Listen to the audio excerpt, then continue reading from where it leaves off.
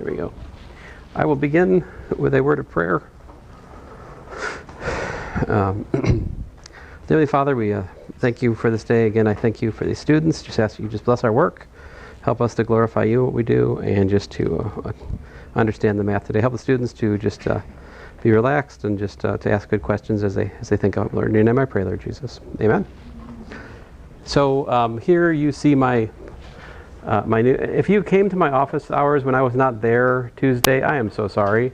I'm not sure. Like 2 people came to my office hours. I know one of the people. I'm not sure who the other person was. I just wanted to apologize for that person.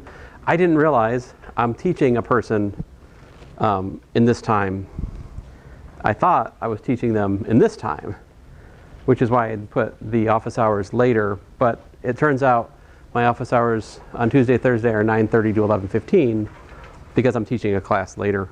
And then I also have an office hour Monday, 9 to 9:30, like there. And also, of course, the Monday, Wednesday, Friday from noon to 2. So this is updated on my website. And not that anyone looks at it, but I think I've updated the syllabi with this. But if I haven't, I'll get to it. I'm still fixing things in Canvas at the moment. All right, so I got that out of my system. Let me do the most ridiculous part of the day. Let's see here. Oops, wrong course. How do I get out of here? Oh, courses, yeah. Now, just to reiterate, I don't count this towards your grade or against you. I'm just doing it because the university would like me to do it, and so here it is.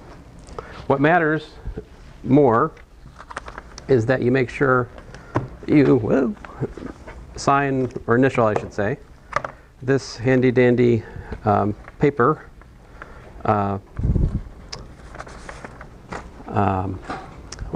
roster here. And so if your name's not on here because you added late, write your name at the end, okay? And there's 2 pages. I didn't have a chance to staple it, so just keep them together and try to get it back to me, generally speaking, okay? So I'll start it over here. Oh, it doesn't matter. It literally doesn't matter.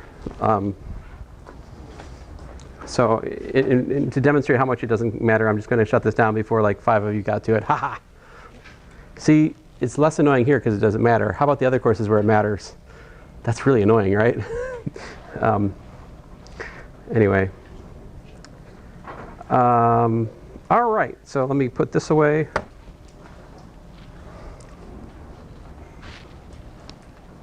There we go. Let us talk about the math. Now, I will begin with an example with some fractions in it because I haven't done enough fractions yet, and there was a request for an example with fractions, so let's get to it. So how would you solve something like 1/3 x plus 2, let's say plus, 2/9 equals to x minus 7. So you want to solve this equation. How should we do it? Distribute first. Okay, sure. We could do that.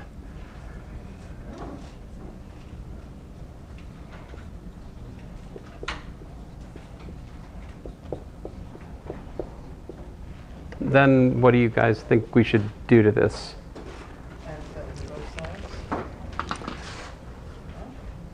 Well, let me steer us in a certain direction. So I would give this advice: whatever you have fractions, you want to get rid of them, right? So basically, look for the least common multiple of the fraction, the denominators that you're up against, or if you like, the least common denominator, right? Which would be here what? 9, right? Yeah. Okay. You want to multiply by 3? Oh, well, multiplying by 3 wouldn't be bad, but that won't get rid of the 9, right? So we want to be greedier. Multiply by 3 again, right? So like multiply by 9. And so we'll multiply both sides by 9. 9 times this right? And 9 times that. You guys see it? And then we have to use the distributive property, right? 9 has to multiply everything. So we get 9 over 3 x plus 9 times 2/3 plus 9 times 2/9. Like, I know most of you aren't going to write these steps down, and I don't expect you to. I'm just writing it down to be, that's what we're doing. Most of you would probably go to the next step I'm writing and actually write this instead, right? Namely, 9 over 3 is 3x. So that is 18 divided by 3, which is 6, right? So plus 6 plus 2 equals to 9x minus 63. Now what should I do?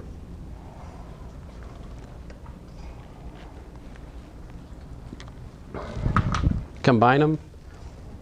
Let's see here. So what I'm going to do, I'm going to move all the x's to the right-hand side and all the numbers to the left-hand side. That's just what seems easiest to me here. You got other choices, but here's what we're going to do. So I'll subtract 3x over here. And if I subtract it from one side, I have to subtract it from both sides, right? And then I'll add 63 to both sides. Right? To be fair, you have to do the same thing to both sides, right? And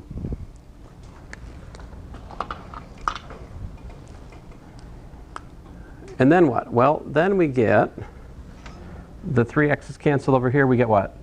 3x plus 6 plus 2. Well, the 3x's cancel here, so 71 equals 9x minus 3x. Okay, 71. So 71 equals 3x. 9. So 9x, 6x here. 6x. All right.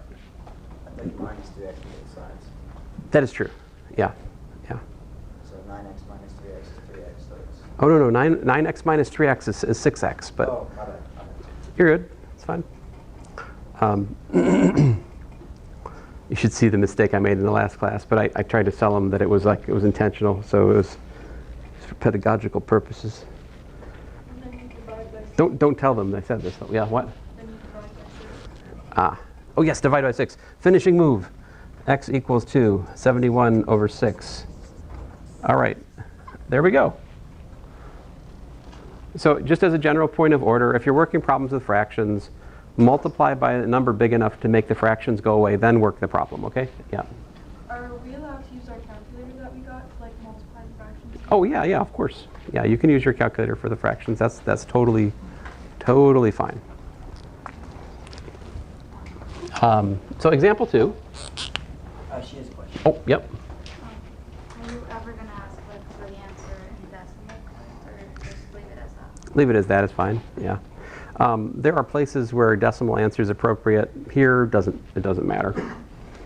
Now, if you want to leave your answer in decimal format, you can do that. You're just making me go find my calculator to find out if you're right or wrong. So if it gives you joy to waste my time, feel free. No, this is a good answer, like this. But I don't know, like sometimes you'll give me, there's ways of doing the problem differently so you get a different fraction that looks, it looks different, but it's actually the same fraction. So sometimes I have to go back to the decimal to decide whether or not it's equal. If you're working with a friend and you want to compare answers, converting both to decimal is a good idea because then you have a way to compare, right? Anyway, all right, so example 2. Example 2, what if we had like 1/2 x minus 1/3 y equals to 2 and 1/5 x plus 1/7 y equals to 10.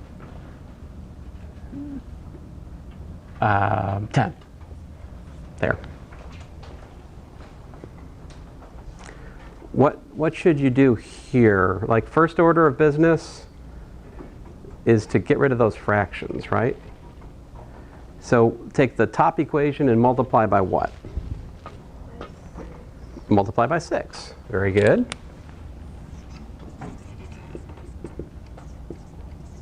When I multiply this by 6, what do I get? 6 over 2 is 3. 6 over 3 is 2. So I get 3x minus 2y is 6 times 2, which is 12, right? My first equation becomes that one. How about the second equation? Multiply by what? I heard a 35. No, I think you're right. When you have they're 2 prime. Do you guys know what a prime number is? Yeah. Okay, good. Phew, I don't want to explain that. So I'm glad we know. So 35 divided by 5 is what? 7. So we got 7x. 35 divided by 7 is 5, right? So 5y equals to, oh man, 35 times 10, 350. Yeah. I'm not sure my 6-year-old would know that number. That might be too big for him. Maybe. This Sunday he decided to wear a suit to church, mostly because he was going to do magic. I think he doesn't watch magic shows or anything, but most of his magic consists of something like this.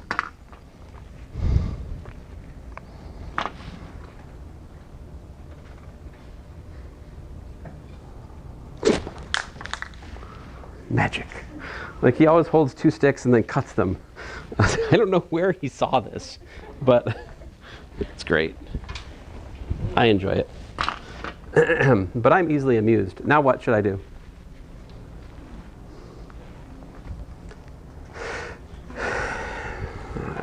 So here, man, this is actually kind of a nasty problem. How do you solve this system of equations? Well, if we do substitution, we're going to be back to fractions again. That's not pleasant. So to solve this problem, what you really want to do is you want to multiply each of these equations by a number which makes them match up so we can do elimination. So what I suggest is multiply this one by 7, multiply this one by 3. If I do that, the x terms will have the same coefficient, right? This is a sneaky trick, but this is how you have to do this if you're going to do elimination. Now, if you prefer to use substitution, you can do that here, and then you'll be awash in fractions, and you can deal with that if you want. I'm going to do this trick, though. So I'm going to continue this over here. Multiply by 7. 7 times 3 is 21x. 7 times 2 is 14, so minus 14y.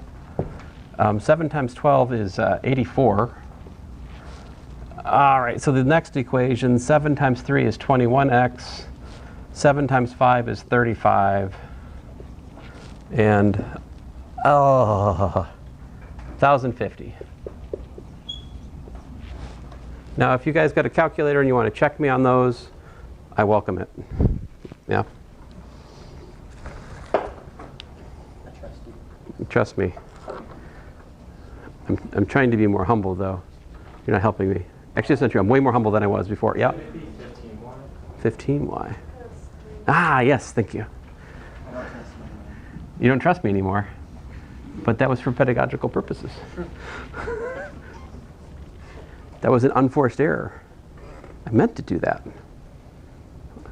Maybe. Did I make any other pedagogical comments in this calculation? I think that's it.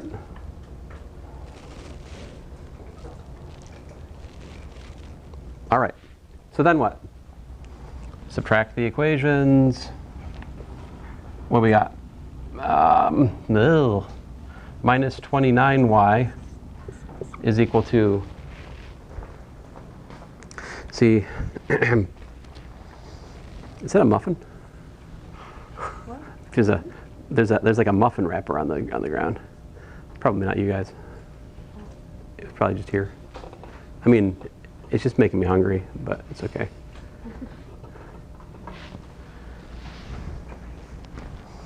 Okay, so somebody tell me what is that? I don't want to do it. 1,050. Say again, minus what? Minus 966. All right, very good. And then y equals to what? Y is equal to minus 966 divided by minus 29. Does that simplify? Probably not. 29 is a prime, whatever that is. And I mean, it does not. Okay. So this, well, there is one thing I can do, right? 966 over 29. Like, I don't need a minus top and bottom. We can cancel the minuses, great. There we go. Y equals 2. 966 over 29. That's kind of ugly, isn't it? Now what do I have to do? And substitute. I got to find x, right? Yeah. Which one should I use? We kind of got like 4 choices, right? We could use this equation, well, maybe 6 choices. I could use this equation, this equation, this equation, this equation, that equation, or that equation to find x, right? These are all choices. I kind of like that one, you know? Let me do that one. So 1/2 x minus 1/3. I mean, any way you do it, it's kind of a pain.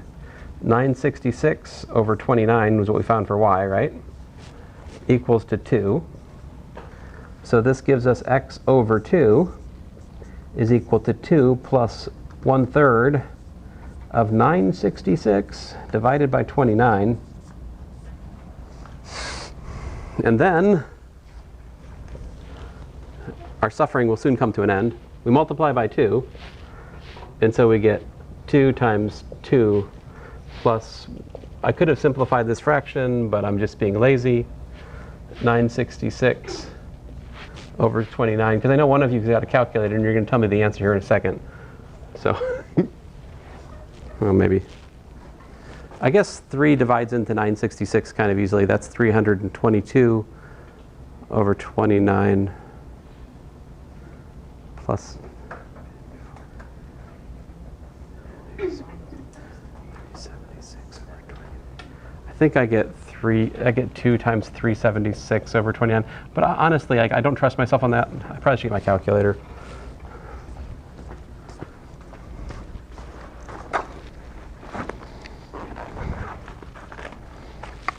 This is usually the time in the lecture when I find out my calculator's in my office.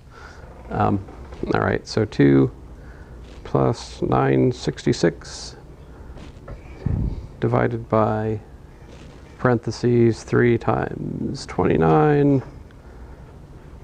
I get that. Oh, it was 380 actually. Oops. That was actually 380. And then that times 2.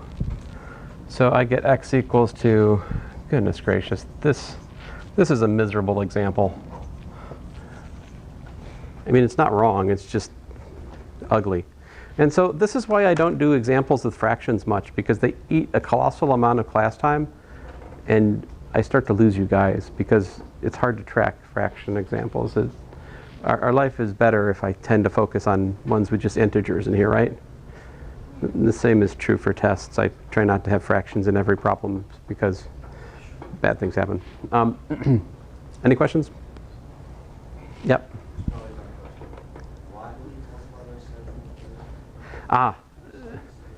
So the reason for multiplying by 7 and 3 is I'm trying to solve this pair of equations at once, right? And so I need to eliminate a variable. And so the thought I had was, if I make these match up, that was the motivation. We could have just as well multiplied by like 5 and 2 and made these 10s. That probably would have worked out better. Is that what you guys did? No? Okay, well, anyway. There are, and others of you might have solved for y and plugged it into the other. Like, any way you solve this problem, it's ugly. All right, it's just an ugly problem. Oh, what'd I do? I'm just confused on how you get oh, never mind, I get it. Well, Like 1/2 you're welcome. How did you get x over 2? But Oh, now I yeah. understand. I multiplied by 2. Yeah. That was, I'm still. It's all good. All right, so let me just give you guys a sort of a, what's the word? A signpost where we're going.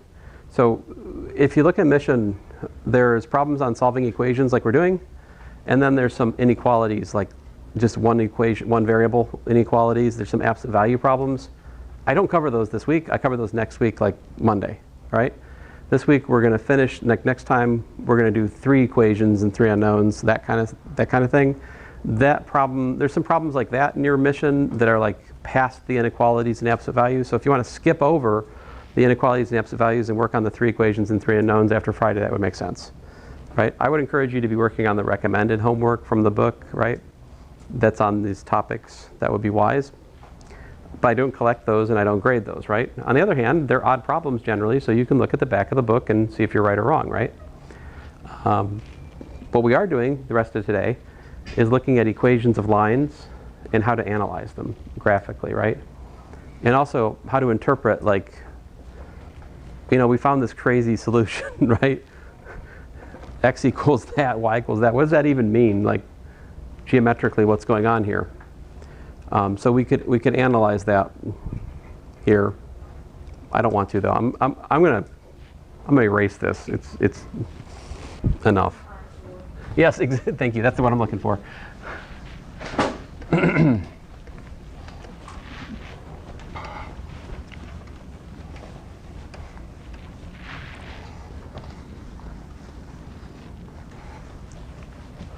All right. So you guys tell me, how do you define a line? Yeah, what's a line? The slope and the y-intercept. I hear that. 2 points that are connected. That's good. It's more Euclidean. So I mean, I don't know. I think in Euclidean geometry, like line is essentially assumed. It's like axiomatically it's just something that exists. But yeah, definitely we could say a line connects points. Now, we work with x, y coordinates. We work with what's called, you know, analytic geometry, which is just a fancy way of saying we've combined geometry and analysis. So that thing you just said, we take for granted. But yeah, a line is the solution set. At least the line in the plane, we can write it as y equals mx plus b. Right? So that's what you guys predominantly remember from your previous coursework, is that that's a line, right? Y equals mx plus b. What is the m? What's the b? Slope. Very good. And y-intercept. Y-intercept, I guess, is clear enough. Slope is what? Rise over run.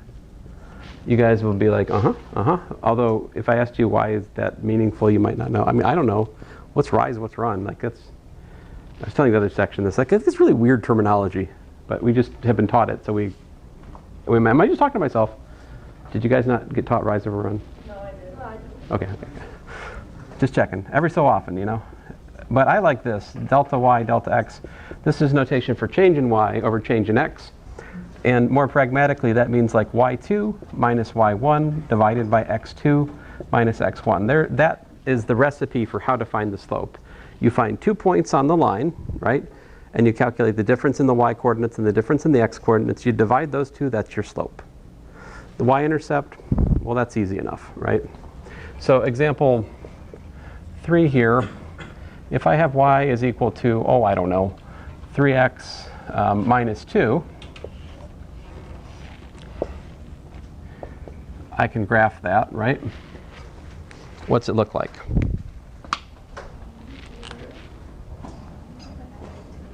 -2 for, let's say there, right? So that point would be 0, -2.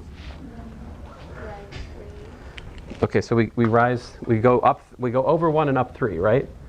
Over 1, up 3. So that point would be what? Like over 1, so we go like 1, -2 plus 3 would be, so 1, 1 would be that. Wait a minute, what? Yeah, up 3 over 1. That's what I did. 1, 2, I just...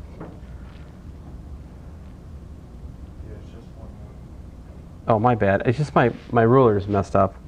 So, it's, don't mind me. If this is 0 minus 2, then it should be like, not, good grief. My ruler's not good because this is 2 units, right? So I need to like,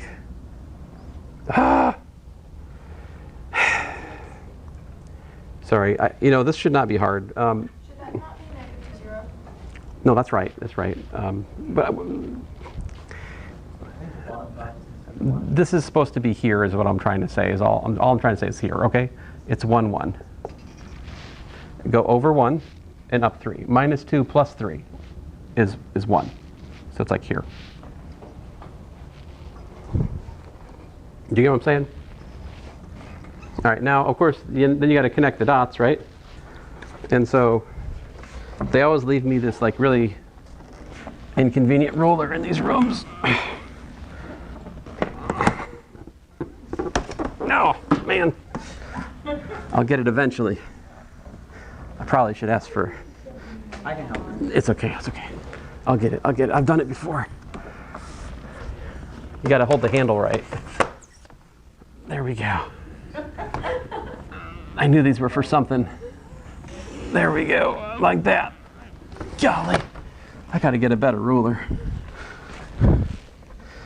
For the record, when I made that COVID joke last class, I did not know about the new upcoming upgraded COVID hysteria 2.0 that the media is currently going into.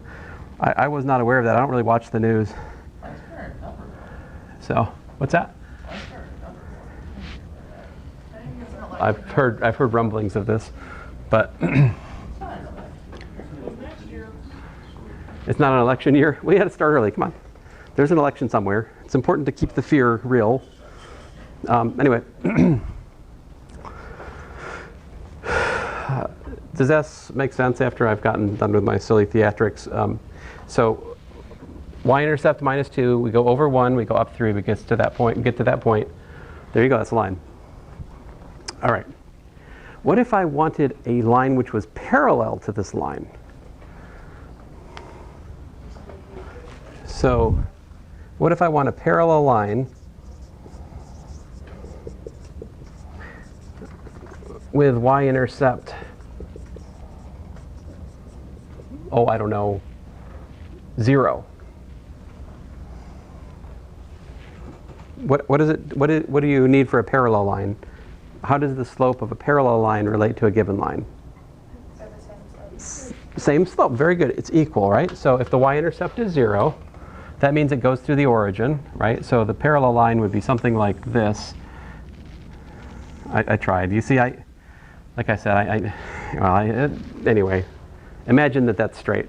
So there you go. That's y equals what? 3x. That would be the parallel line, right? Question, what if I tried to solve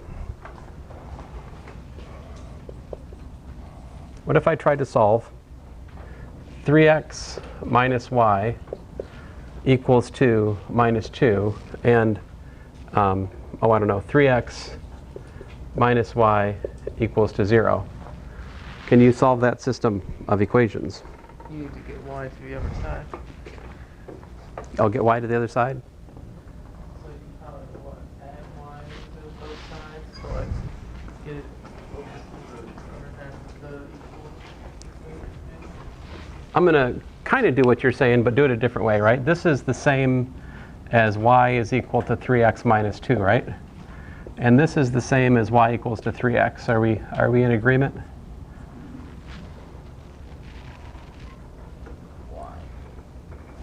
Oh, did I not do that right? Oh, I'm sorry. You're right. I need to fix this. There you go. Okay. I was trying to make this equations match these equations. My point to you is, for there to be a solution to that system of equations, there would have to be a point, right, that was on both of these lines. There is no such point. So that system of equations has no solution. And you can see that any number of ways, right? If you take these two equations and you subtract them, what do you get? 0 equals 2 minus 2, also known as, oops, right? Yeah, no solution. I mean, I say oops, I'm being facetious, right? I mean, that's not bad. Math is doing its job. It's telling you, hey, there is no solution. Like, that is a valuable insight that the algebra is giving us here. I put oops on the mission. Yeah, you're welcome. Well, sure. Sure. I'll allow it. Yeah, so I will allow oops to substitute for no solution. That can be our custom. Just don't use it in like pre-calculus. After you go on from here, they won't know what the joke is. I don't know. Maybe they will. How about this, example 5? What if I wanted to solve, 3x minus y equals to 2, and, I don't know, x plus y equals to 1. Could we solve that system of equations?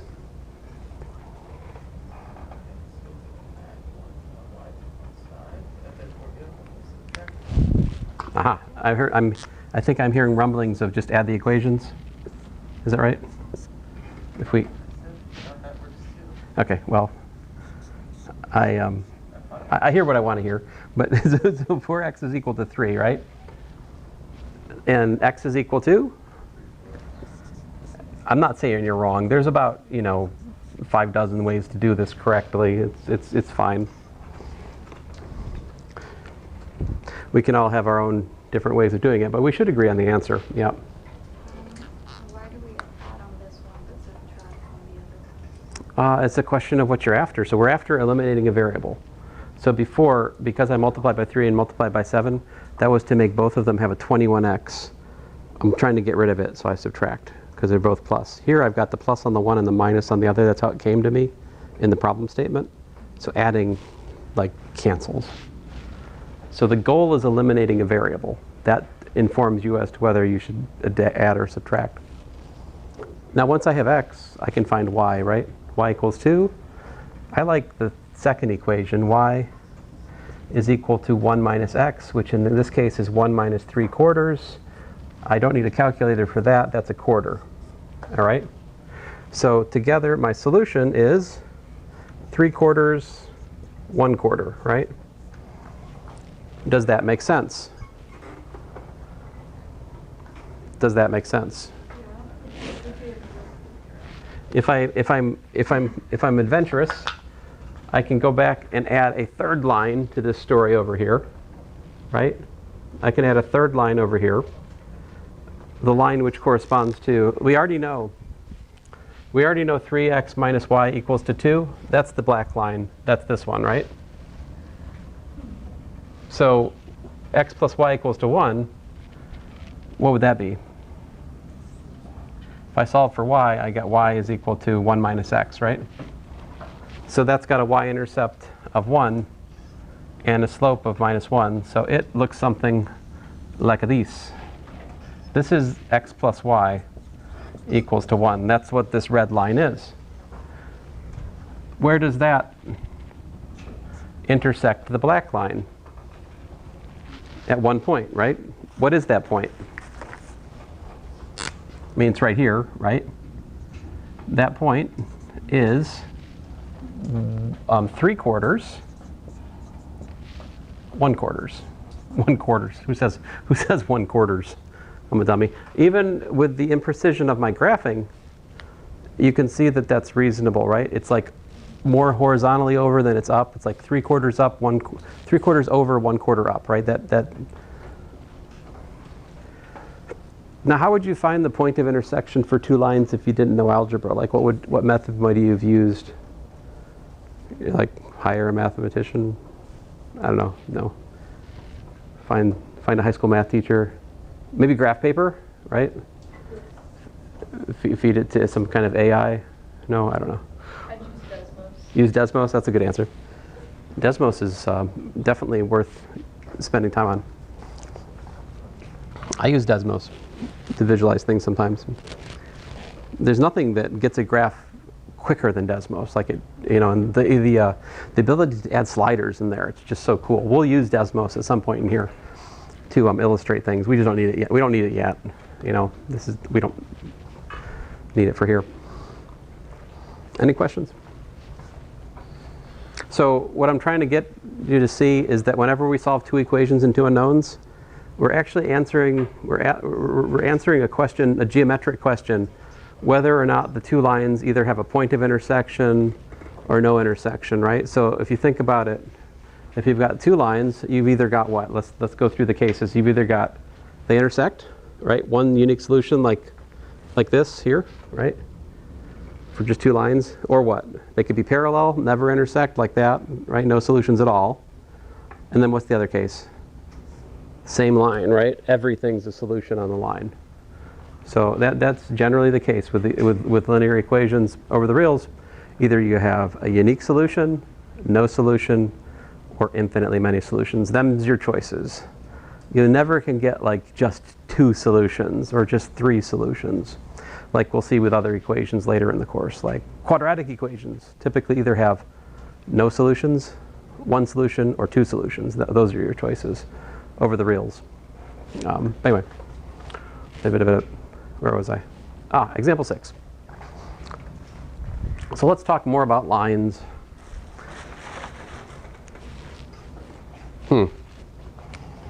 So,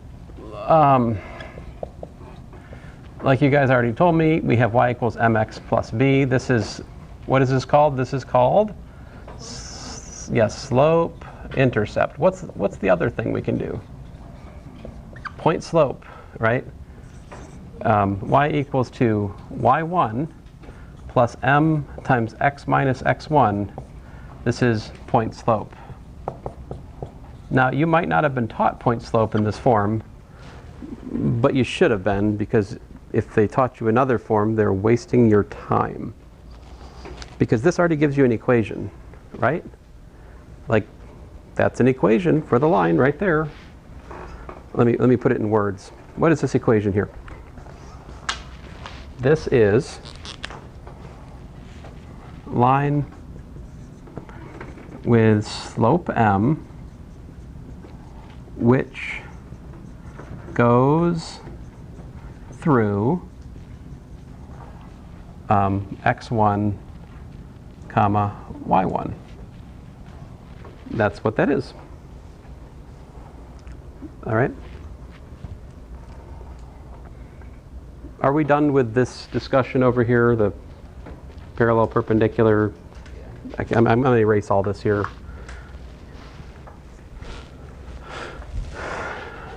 Here.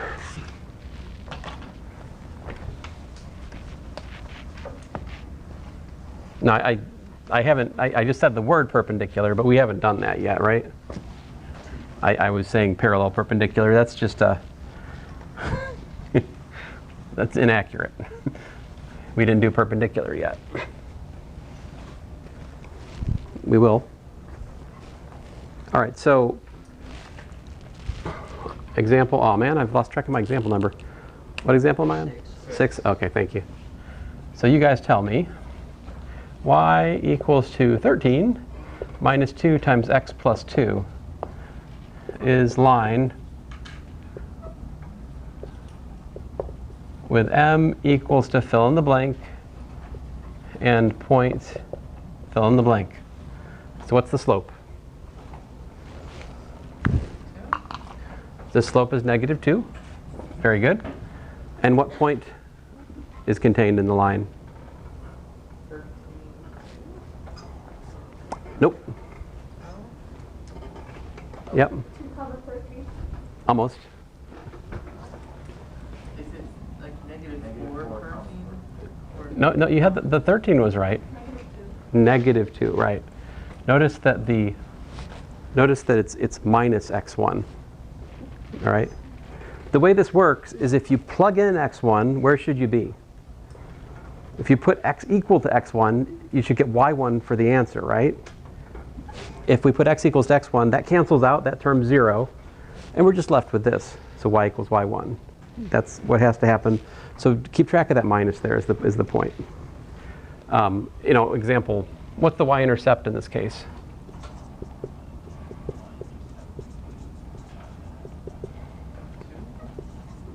Let's see here, 13 minus 2x minus 4, which is equal to, what we got? 13 minus 4 is 9 minus 2x, so b equals 2, 9. Yeah, the y-intercept would be 9 here. To get the y-intercept from point slope, I have to do a little bit of work, right? But there it is. Any questions? All right. how's that be? B is the mx plus b. So that's something. Oh, plus is positive. Yeah. Oh, Yeah. I can't understand. Yeah, not everything has this minus adjustment thing. Like some, it's the annoying thing, right? Is y1's sitting out here. You don't have to flip the sign on that, but the x1 you do. They're not the same. There's a difference between x and y. Their roles are not symmetric. Now, let's see here. What can I say? How about this? Example 7. Find perpendicular line to y equals to 13x minus 8 through, well, let's make it easy on ourselves. With y-intercept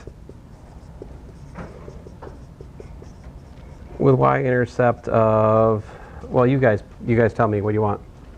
0, 0. Y-intercept, so y-intercept is 0, all right. So, yeah, which means that 0, 0 is on the graph. Very good. It goes through the origin, right?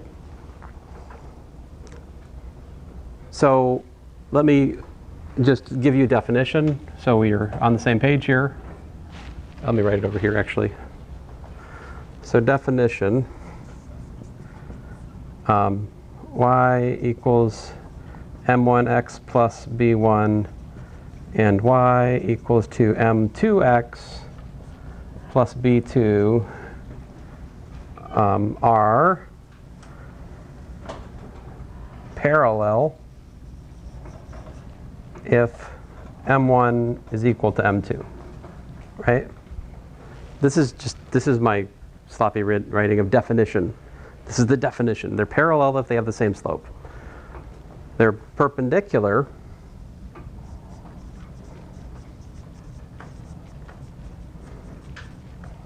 if m1 is equal to minus 1 over m2.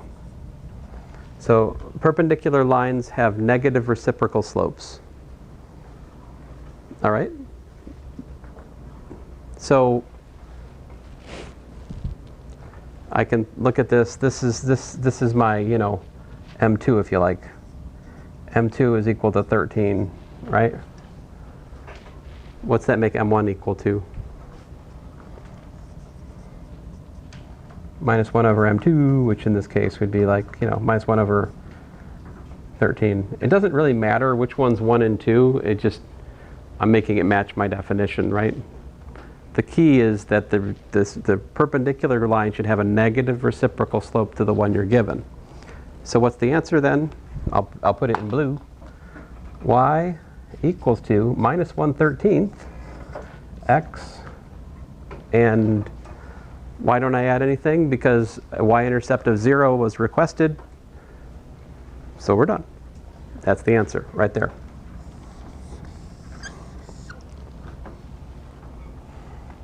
Does that make sense? I mean, it's something to learn if you didn't remember.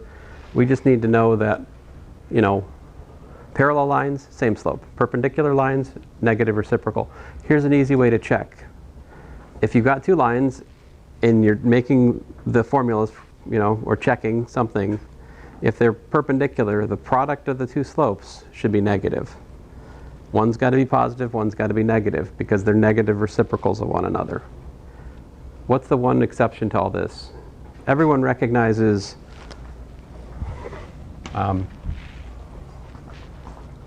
that, well, let me not even write it down, I'm just saying words. The x and the y-axis, right? These are perpendicular, yeah? What's the slope of the y-axis? How far does, the y-axis never goes over, it just goes up. So the rise over the run is like what is it? I don't know. The run is 0. The rise is, it's like infinity over 0. It's bad. So you would say the slope is infinity or it's undefined, all right? Vertical line has undefined slope.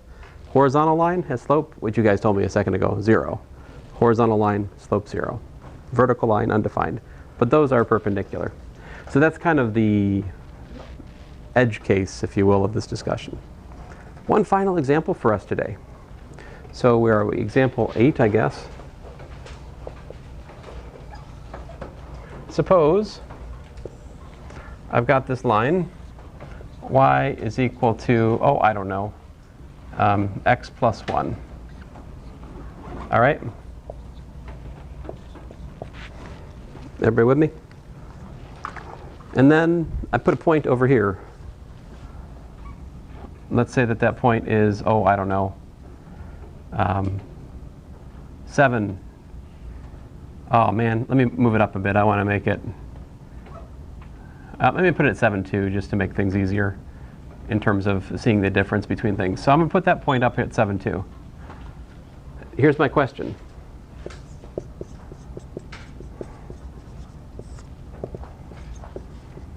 Which point on line is closest to 7, 2? And also, what's the distance from that point to the line? So the distance from a point to a line, right, it's defined to be the distance to the closest point on the line. So in fact, the distance between this point you're looking for and the given point off the line, that will be the distance to the line, if we can find that point. How would you find the point? I mean, is the closest point over here? No. Is it over here? Oh, you should just plug in that point and calculate. And well, there's like infinitely many to check, right? So.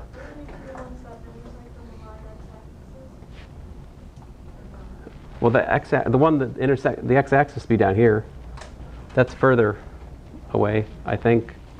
That one's further away. You guys see the closest one is where? It's like right here, isn't it? Wouldn't that be the point closest to 7, 2? What thing connects those two things geometrically? You guys see it? The perpendicular line. That's what we. So that's the secret sauce here. We need the perpendicular line, like that. So we want perpendicular line, right? Perpendicular line. Can you guys tell me how should we construct the perpendicular line? Sorry to those of you who are not here. My camera was over here while I was drawing this, so it's, oh well. I try. -1 over x. -1/x. Whoa. Now you're getting ahead of the story. That's like after test 1. No, only lines today. Only lines. Wait a minute, what did you say? I forgot.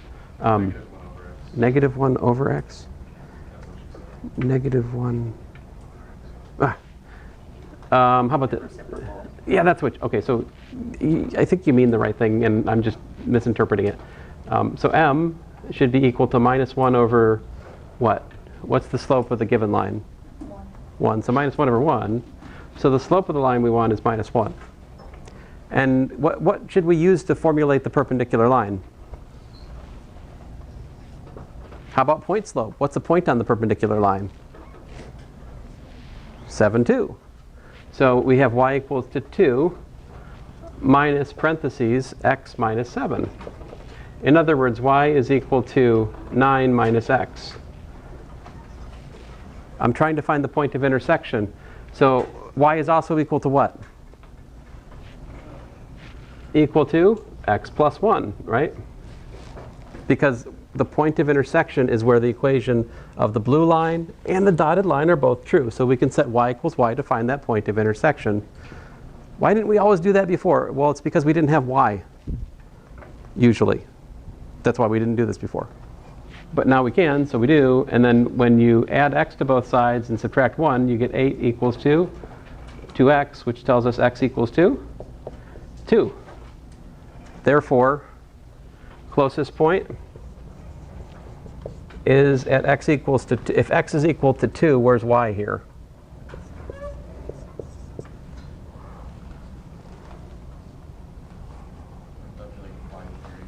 Yep, 2, 3. Y is equal to x plus 1, right?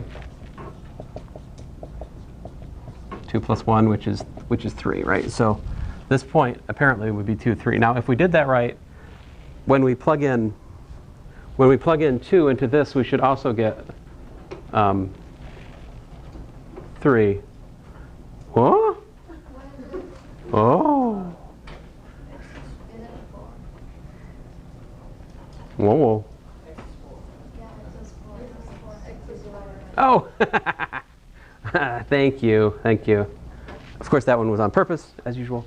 So 4 plus 1, which makes that 5. And that's much better because when you plug 5, 9 minus 5 is 4.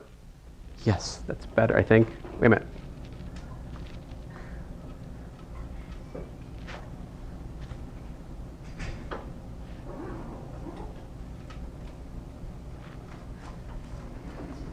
Give me a second here. If I plug 4 into this, should I do that? Wait a minute, no.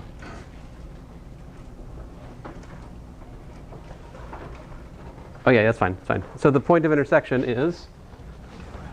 Sorry, once I make one mistake, it makes me doubt. But yeah, 4, 5 is the closest point. And how do you find the distance then to the line? How do you find the distance between 2 points? Do you guys know?